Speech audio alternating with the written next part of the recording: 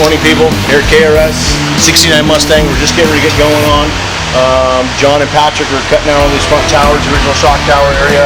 That's thanks to the great folks at Detroit Speed, which you can see that there. We're installing their front and rear suspension to make this thing handle like a dream. So keep a close eye on this thing, watch progress, go from there.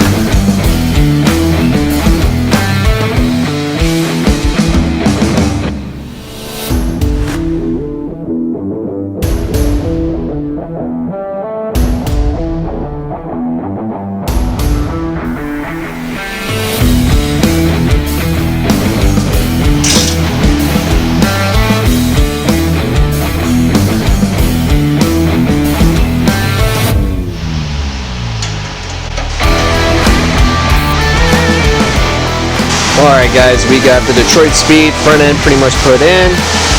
Got the Alumaframe, A-arms, spindles, all that good stuff. So now it's time to move on to the rest of the car.